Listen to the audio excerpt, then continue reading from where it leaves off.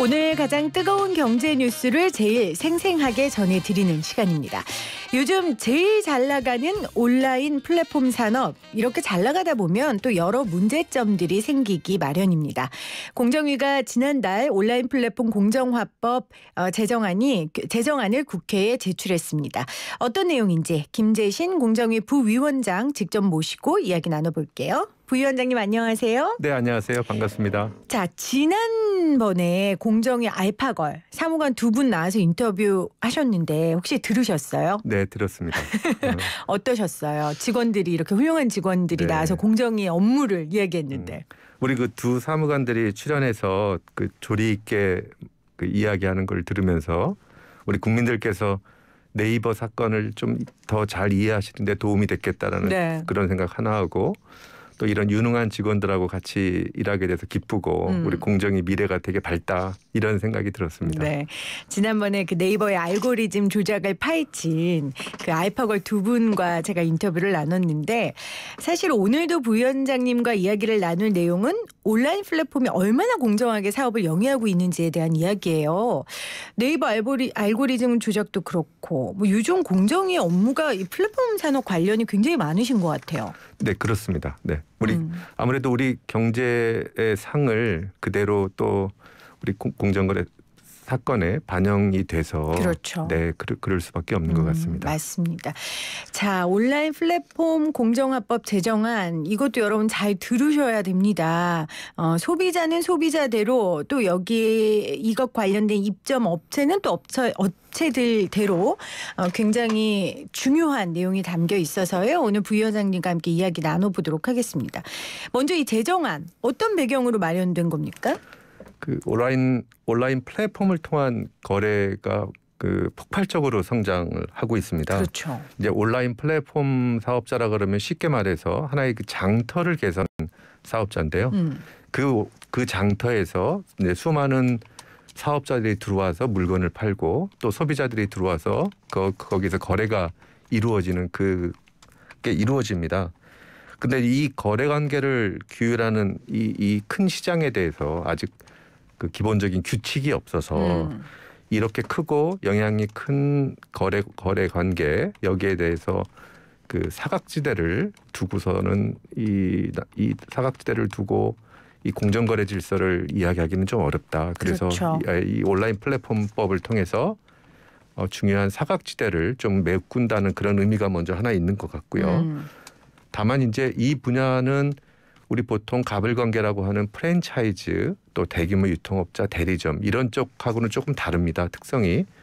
그런 분야들은 직접적으로 플랫폼 그 가맹본부하고 가맹점 간에 상품 영역이 직접 거래되고, 그렇죠. 하나의 브랜드화해서 같이 움직이고 거래 의존도가 매우 높은 반면에 온라인 플랫폼은 그냥 중개를 하는 거거든요. 그래서 그 전속성이라든지 이런 것, 이게 상대적으로 좀 약해서 그 기존의 가불관계법보다는 그렇죠. 조금 더 약한 규제를 담는 그런 내용으로 준비가 되었습니다. 그러니까 플랫폼은 장터죠, 한마디로. 네. 그 장터 안에서 물건을 파는 사업자가 있고 사는 소비자가 있는데, 사실 지금까지는 그 안에 룰이 좀 잘 안 갖춰졌었던 거예요. 그래서 이 사각지대를 메우기 위해서, 네. 제대로 공정하게 하기 위해서 이번에 온라인 플랫폼 공정화법 제정안을 공정위에서 내셨고, 또 하나는 지금 중요한 얘기 해주셨는데, 온라인 플랫폼 안에서 이루어지는 거래들이 우리가 소위 말하는 그 계약서의 가불과는 다른 부분이 있기 때문에, 새로운 기술의 새로운 시장이기 때문에 네. 또 조금 다른 성격과 내용이 이 제정안에 담겨 있어야 된다. 이 두 가지 이야기를 해주셨어요. 네. 주요 내용이 어떻게 됩니까? 어떤 거래 관계에서 발생하는 어떤 불공정 행위의 근본적인 원인 중에 하나는 계약서를 제대로 안 쓰고 거기에서 비롯된 경우가 상당히 많습니다. 그래서 저희들이 이제 이 법을 만들 때 가장 중요하게 담았던 내용 중에 하나가 투명하고 공정한 계약 관행, 계약 문화를 만드는데 초점을 좀 두었습니다. 그래서 계약을 체결했을 때는 반드시 계약서를 작성해서 교부하도록 하고, 그다음에 그 계약서에 중요한 거래 조건들을 명시하도록 했습니다. 예를 들어서 플랫폼의 상품이 어떠한 기준으로 노출되는지, 또 소비자 피해가 발생했을 때 플랫폼 사업자와 입점업자 간의 손해배상법 분담은 어떻게 하는지, 이런 내용들을 그 계약서에 반드시 담도록 했고요. 다만 그 계약서에 어떤 내용을 담을 건지는 그건 플랫폼 사업자의 자율의 영역에 맡겨서 네. 그것도 일종의 경쟁의 요소가 될 수 있도록 그렇게 했고요. 그리고 또 이제 계약서를 처음에 작성을 했지만 뭐 플랫폼 사업자가 그 계약 내용을 변경하거나 또는 특정 입점업체에 대해서 서비스를 중지하는 뭐 이런 경우에는 반드시 사전에 해당 업체들한테 통지하도록 하는 이런 절차를 또 담았고요. 그리고 또 한 가지는 이제 표준 계약서를 공정위가 만들어서 이 업계에 그 보급하고 활용을 권장할 수 있도록 하는 내용이라든지 네. 또 플랫폼 사업자와 입점업자가 서로 공정거래 협약을 체결하고 거기에 대해서 정부가 지원하는 근거들, 그다음에 이 분야의 어떤 독특한 분쟁을 해결할 수 있는 분쟁 조정 기구 만드는 거, 이런 내용들을 담았습니다. 아주 중요하네요. 제가 그 네이버 관련돼서 인터뷰할 때도 여러분께 누차 말씀드렸던 게 이 온라인 플랫폼 관련해서 궁금해하시는 분들이 굉장히 많다. 왜냐하면 손쉽게 사업을 시작할 수 있는 아주 좋은 기술인 거잖아요. 좋은 장이 돼주는 거고 그러다 보니까 굉장히 많은 분들이 관심을 가져서 공정위에 이런 것들을 저희가 때때로 좀 알려드리려고 하고 있어요. 여러분들 좀 좋은 정보를 얻어가셨으면 좋겠고, 이번에 온라인 플랫폼 공정화법에는 투명하고 건전한 계약 관행을 만들자는 내용이 들어가 있고, 또 플랫폼 사업자의 횡포를 막기 위한 절차가 준비돼 있고, 또 아주 이 독특한 이 상황과 환경, 기술과 관련된 거니까요. 이것과 관련된 분쟁 조정 기구를 만들기 위한 내용이 담겨져 있습니다. 사실은 최근에 뭐 배달앱의 수수료 인상이라든지 아니면 앱 마켓에서 인앱 결제 의무화해야 된다든지 이런 이슈들이 많았거든요. 그럼 지금 부위원장이 설명하신 이런 제정안이 시행된다면 입점 업체에게 구체적으로 좀 어떤 도움이 되겠습니까? 말씀드렸듯이 계약서에 이런 수수료라든지 네. 또는 구체적으로 이제 이 계약을 체결하면 플랫폼 사업자가 제공하는 서비스를 어떻게 이용해야 되는지, 조건은 뭔지, 이런 것들이 이제 계약서에 다 담겨져서 네. 입점 업체들에게 제공하게 돼 있고요. 그 내용을 바꾸려면 당연히 사전에 통지하도록 하는 이런 절차적인 통제를 통해서 이런 일방적인 횡포들이 상당 부분 막아질 수 있다고 네. 생각을 하고요. 네. 다만 이제 일방적인 수수료 변경과 관련해서는 한 가지 드리고 싶은 말씀은 이 가격 설정에 정부가 그 직접적으로 개입하는 것은 조금 조심할 필요가 그렇겠죠. 있다. 예. 네. 사실은 가격이 가장 적절한 수준이 어디인지 판단하기가 상당히 어렵고요. 이런 문제에 이제 자꾸 정부가 개입하면 어떤 시장 자율적으로 해결할 수 있는 그 면역력이라 그럴까요? 이런 것들이 조금 줄어들고 또 지나치게 정부 규제 의존적으로 좀 옮겨질 수 있는 문제가 있어서 저희들이 가급적이면 직접적인 가격 규제보다는 아까 좀 말씀드렸듯이 어떤 절차적인 거, 그다음에 사업자들하고 협의하는 과정을 네. 통해서 이런 것들이 조율되도록 그런 방향으로 지금 내용을 준비를 했습니다. 그러니까 수수료가 어떻게 보면 플랫폼 업체에서는 좀 핵심이고 타기업과의 경쟁의 요소가 되지 않겠습니까? 그런데 이제 그런 부분을 정부가 직접적으로 관여할 수는 없는 거고 네. 그것도 공정경제에 위해되는 거니까요. 플랫폼 이해 관계자들을 좀 만나보셨어요? 이거 제정안 마련하시면서? 작년에 한 7월에서 9월까지 한 3달 동안 총 12번에 걸쳐서 간담회를 개최를 했습니다. 네. 먼저 그 뭐 오픈마켓이나 배달앱 각 분야별로 입점업체 간담회를 6번에 걸쳐서 했고요.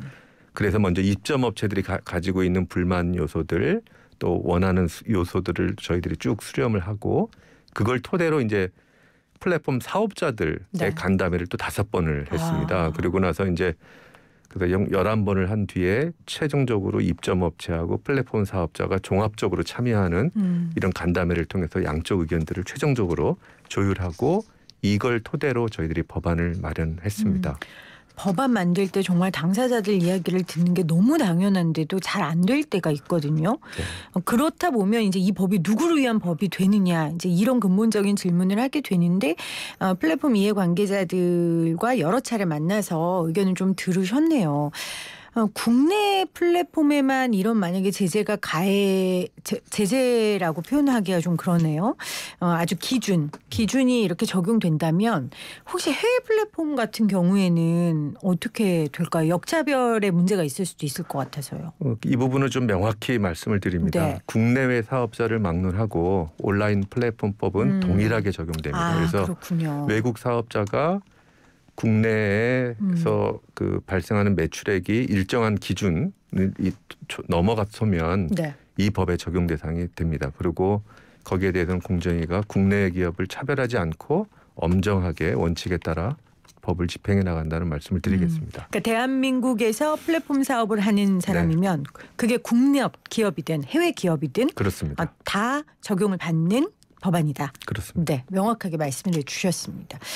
자, 제정안 마련과 관련해서 입점업체와 플랫폼 사업자 다 만나셨고, 그러니까 입점업체 분들과 플랫폼 사업자도 서로 만났나요? 저희들이 마지막에 종합적으로 만날 때 같이 저희가 불러서 같이 의견을 들었습니다. 분위기는 어땠습니까? 솔직히 좀 의견 차이가 좀 컸죠. 격차가 있죠. 네, 있습니다. 일단 이쪽 분야에 온라인 플랫폼 이 중개거래 분야에 기본적인 규칙이 필요하다는 데에는 이 부분에 대해서는 다 동의하고 공감대가 있는데 다만 이제 이 법안에 어떤 정도의 내용을 담을 건지에 대해서는 조금 차이가 있었습니다. 예를 들어서 아까 말씀드렸듯이 그 수수료 문제, 입점업체 입장에서는 바로 비용이기 때문에 가장 예민한 문제 중에 하나입니다. 입점업체 측은 지금 받는 수수료가 너무 과도하다. 그리고 그래서 이걸 해결하기 위해서 상한제를 좀 운영해 주든지 아니면 수수료 산정에 대한 가이드라인을 정부가 좀 직접 만들어 달라 이런 요청이 있었는데요. 플랫폼 사업자들은 이미 지금 경쟁이 치열해서 수수료 수준이 지금 높지 않다. 그리고 이 수수료는 가장 기본적인 가격인데 이거는 시장의 논리에 따라서 좀 맡겨달라 이런 그 요구가 강했었고요. 그래서 결국은 저희들이 이제 많은 고민을 하다가 그 아까 말씀드렸듯이 어떤 구체적인 산정 방식을 계약서에 명시를 한다든지 또 사전에 변경하려면 일정한 절차를 통해서 알려준다든지 또 공정거래 협약을 통해서 수수료를 더 낮춰가는 노력을 같이 하도록 하고 또 저희가 이제 실태조사 조항이 있는데요. 실태조사를 통해서 플랫폼들이 지금 받고 있는 수수료 수준이 어느 정도인지를 또 저희들이 확인해서 또 공개하는 이런 시장 압력을 통해서 간접적으로 유도해 나가는 이런 입장으로 기본적으로 법안을 마련했다고 말씀드리겠습니다. 플랫폼 산업은 우리나라가 독보적이죠? 그럴 것 같은데요. 외국 산업, 외국에 비교해 봤을 때. 상당히 우리가 IT 쪽에 인프라도 잘 깔려 있고 또 우리 국민들 정서에 온라인 거래가 또 좀 잘 맞는 면이 있어서 상대적으로 속도도 되게 빠르고 또 이용하는 사람들이 매우 많다고 생각합니다. 특히 이 배달업 같은 경우는 대한민국이 최고잖아요. 기업 이름을 얘기할 뻔했네요. 최고잖아요. 저희 그리고 이제 그 주거하는 형태도 그렇습니다. 굉장히 밀집돼 있고 그러다 보니까 기술 부분이라든지 소비자 환경이라든지 전 세계적으로 앞장서 나가는데 이런 제도 부분도 같이 따라가 줘야 될 정말 필요가 있을 것 같습니다. 그래서 이번 공정위에서 마련한 이 제정안이 굉장히 의미를 갖고 있는데 어려우시겠어요. 이게 소비자, 입점업체, 플랫폼 3자 다 만족시키는 게 이게 어디 쉽습니까? 네. 좀 이 새로운 도전인데요. 어떻게 보면 새로운 이제 기술 발전과 그래서 새로운 거래 관계 형태가 자꾸 등장하는 건데요. 이제 문제를 하나씩 해결해 나가야죠. 이번에 이제 플랫폼과 관련해서 발생하는 문제는 크게 세 가지입니다. 하나는 플랫폼과 입점업체 간의 관계, 또 플랫폼과 소비자와의 관계, 또 플랫폼과 플랫폼 간의 경쟁의 문제 이게 세 가지가 있고요. 또 굳이 하나 더 말씀드리자면 입점업체하고 소비자가 또 거래하는 과정에서 발생하는 또 소비자 문제도 있고요. 저희가 이제 이번에 온라인 플랫폼법은 플랫폼과 입점업체 간의 거래 규칙, 기본 규칙을 정하는 거고요. 또 플랫폼과 소비자와의 거래 관계를 규율하기 위해서 전자상거래 소비자보호법의 전면 개정도 지금 내부적으로 준비 중에 있고요. 네. 그리고 이제 플랫폼과 플랫폼 간의 경쟁, 이제 전통적인 경쟁의 영역인데 이 분야도 이제 공정거래법에 기본적으로 적용이 되는 영역인데요. 구체적으로 어떤 법 위반이 여기에 해당하는지 그리고 각각의 유형의 법 위반 기준은 또 어떻게 되는지를 지금 작년 5월부터 저희가 전문가들과 TF를 만들어서 작업을 하고 있습니다. 그래서 그거는 금년 6월까지 지침을 만드는 목표로 지금 준비를 하고 있습니다. 이 개정안이 어떻게 보면 시작점이라고 할 수 있겠네요. 제정안이죠. 그렇습니다. 지금 아예 만들어지는 거니까요. 네. 그리고 아까 말씀 중에서도 전자상거래법 네. 이야기하셨는데 이거는 개정이죠. 20년 만에 개정하는 거라고요. 그렇습니다. 2002년에 저희가 그 법이 제정이 됐는데요. 네네. 이제 이번에 그 온라인 플랫폼이라는 또 새로운 유형이 등장에 따라서 이번에 전면 개정하는 작업이 지금 준비 중에 있습니다. 와, 이것도 큰일이겠어요. 큰 작업입니다. 그렇네요. 네. 그런데 코로나19로 확실히 이 플랫폼 산업이 정말 우리나라 메인 산업으로 등장했기 때문에 공정위에서 부지런하게 관련된 법안들을 좀 만들어 나가셔야 될 것 같습니다. 자, 다시 제정안 이야기로 돌아와서 그러면 제정안이 적용이 되면 이 법안에 적용되는 사업자가 얼마나 됩니까? 지금 이제 법안에 플랫폼 사업자의 매출액이 100억 이상이거나 또는 그 플랫폼에서 이루어지는 중개 거래 금액 1,000억 원 이상에서 시행령이 정하는 금액으로 이상으로 이제 적용하게 돼 있는데요. 저희가 일단 100억, 1,000억 기준으로 보면 아마 한 30여 개 사업자, 한 20에서 30개 정도 사업자가 적용될 거로 좀 보여집니다. 그리고 그 20, 30개의 플랫폼에 들어가서 판매하는 입점 업체들은 저희들이 지금 추산해 보면 최소 한 180만 개 업체 정도가 들어갈 것 같습니다. 이 180만 개라는 숫자는 사실은 어마어마한 숫자인데요. 저희가 이제 프랜차이즈를 보면 한 5천 개의 가맹본부가 25만 개의 가맹점과 거래가 하고 있습니다.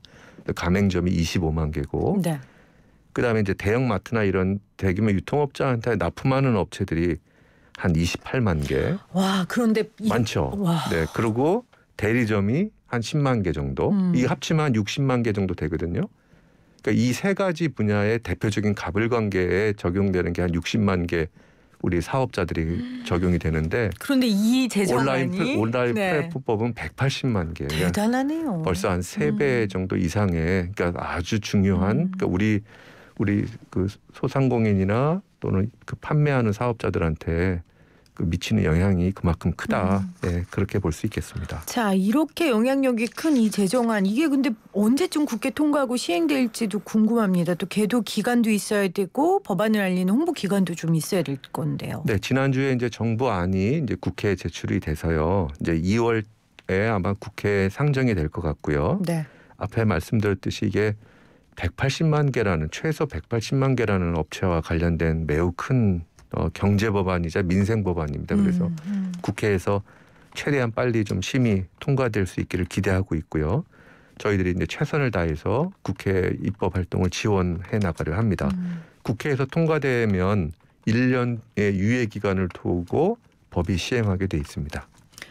제 지인 중에요. 코로나19 때문에 하던 국수집을 닫고 이 커피를 만들어서 온라인으로 판매하는 사업을 시작했어요. 이런 분들이 많단 말이에요. 그러면 정말 아까 말씀하신 것처럼 180만 개라고 하셨습니까? 그 업체들이 적용받는 이런 법안 그리고 또 아까 전자상거래법도 제정하신다고 하셨는데 이런 법안들이 국민들에게 엄청난 영향을 주는 겁니다. 오늘 부위원장님께서 잘 설명해 주셨는데 마지막으로 이 법안에 대한 필요성 그리고 이 법안을 통해 우리 소비 생활이나 산업 전반에 어떤 변화가 올 것으로 기대하시는지 우리 국민 여러분께 한 말씀 좀 해주십시오. 그 온라인 전자상거래는 우리 사회에서 갈수록 그 추세가 더욱 확대되고 활성화되는 쪽으로 가고 있었는데 지난해 코로나19로 인해서 더욱 가속화됐다고 봅니다. 2010년에 온라인 거래 규모가 25조였는데 5년 만에 이게 54조 정도 됐고요. 다음 5년은 150조로 3배가 증가해서 같은 5년 기간 동안에 이게 아마 폭발적인 증가세를 보여주고 있는 것 같은데요. 그래서 우리 국민들 또 그 판매하는 업자들, 소상공인들한테 미치는 영향이 너무너무 중요한 법안인 것 같습니다. 저희들이 다만 이제 이 법안과 관련해서 여러 가지 걱정하는 목소리들도 있습니다. 뭐 스타트업에 대한 혁신을 저해하지 않은가, 또 여러 법안이 중복 규제되는 게 아닌가 하는 이런 여러 가지 우려들이 있는데요. 저희들이 국회 심의 과정에서 이런 우려하는 목소리들 부작용이 발생하지 않도록 저희들이 국회하고 최선을 다해서 협의해서 네. 좋은 법안이 만들어지도록 그리고 우리 민생에 도움이 되는 법안이 되도록 저희들이 공정거래위원회가 최선을 다해 노력하겠습니다. 알겠습니다. 자, 잘 나가는 온라인 플랫폼 산업 이 법안에 당연히 공정은 기본 세팅이 돼야겠죠. 그 세팅을 위해서 공정화법 제정안이 지금 국회에 제출돼 있습니다. 관련 내용 공정거래위원회 김재신 부위원장과 함께 이야기 나눠봤습니다. 부위원장님 고맙습니다. 고맙습니다.